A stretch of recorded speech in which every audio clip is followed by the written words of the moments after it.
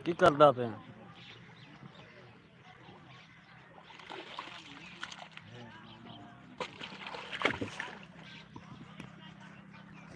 आ जाए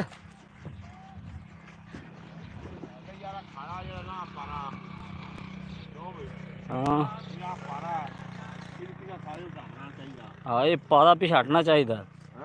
ये पारा पिछाड़ना चाहिए ਸਾਫ਼ ਕਰਨਾ ਚਾਹੀਦਾ ਪਾਲਾ ਯਾਰ ਵੜ ਵਿੱਚ ਇੱਧਰ ਨਾ ਰੱਖੋ ਏ ਆਹੋ ਉਹ ਨਾ ਚਾਹ ਕੇ ਵਿੱਚ ਮਾਰਨੀ ਏ ਵਿੱਚ ਤਾਂ ਕੀ ਮਾਰਨੀ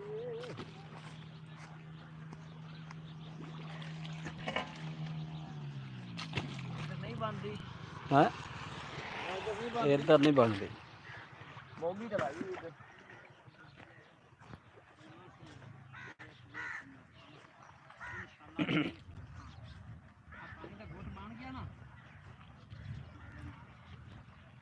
की उसी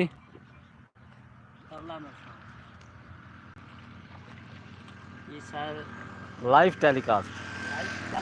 ये सभी मम्मा का है हमारे सारे से बहुत इसका मुकार को नहीं होता लाइव चल रही है अच्छा जी हाँ जी लाइव माशाल्लाह खैरी आओ तो खैरी जाओ अल्लाह के देख दीजिए ओए मोटरसाइकिल लई आ आसम मोटरसाइकिल लई आ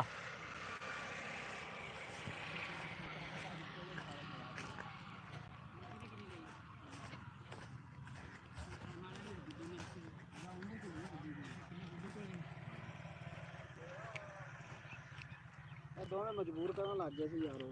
बहुत मजबूर किया चलो को करेगा तो लगेगा नहीं क्यों भाई बिल्कुल को खाद पानी पाएगा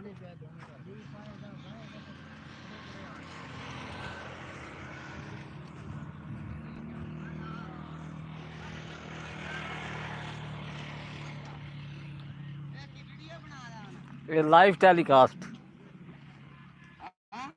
लाइव डायरेक्ट नेट वीडियो बन दी थी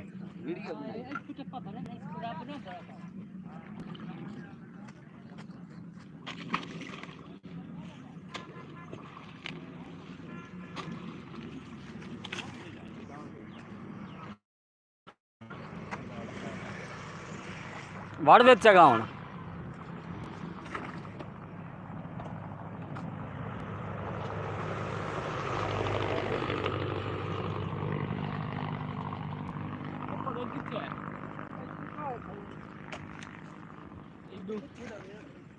साढ़े पे कितने है इधर आ जा यार कितनी आ जा हां ये आ जा तेरे से वीडियो बनता है लाइव टेलीकास्ट भाई कौन है भाईजान नाच पे जानी अब यासिन अपने सारे आज चढ़ गई है जनाब चढ़ गई है डायरेक्ट लाइव चल रही है बाज तो थाने ना खाने तो मजदूर आ गए हां बड़े जमींदार ने तो साਡਾ नाम थले यासिन ये से बंदे जो अपना यार दुआ भी ये से आयो किसे ना इनको मैं विच वड़ना लाइव टेलीविजन बंद कर कितनी रात हो चुकी है यासिन नहीं बना ए आजा फौजी ऐठा आजा भाई ओए हां पूरा ओ ना था वंड दो करने तो चार बंदे बस ठीक है यासिन साजा नहीं अच्छा का लो ए मगले पास ले तेरी वीडियो बन जा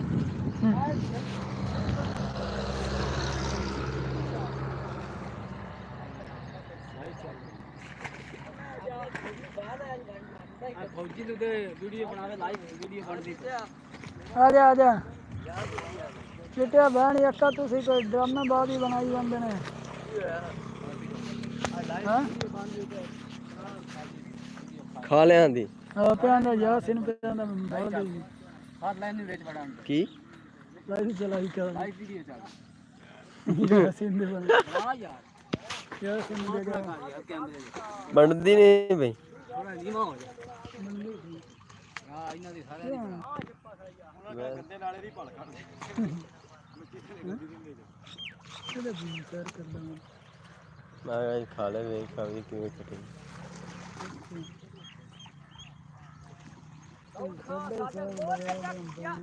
ਹਾਂ ਦੌੜ ਖਾ ਸਾਜਨ ਸਾਜਾ ਦੌੜ ਬਾਈ ਕੋ ਗਾਣੇ ਗਾ ਦੇ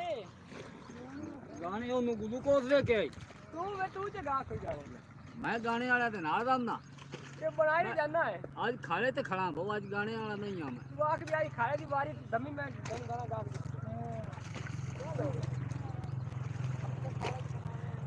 ਤੂੰ ਹੁਣ ਪਿੱਛੇ ਹੋ ਜਾ ਮਰੋ ਨਾ ਲਈ ਤੂੰ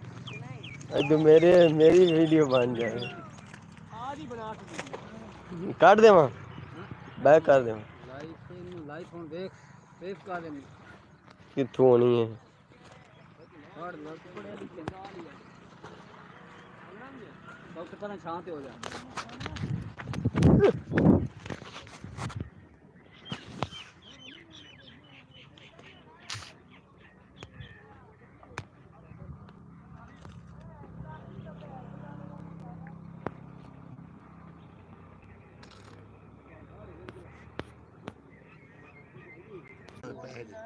ਪੈਸੇ ਵੀ ਆਦੀ ਮਰਜ਼ੀ ਨਾਲ ਦਿੱਤੇ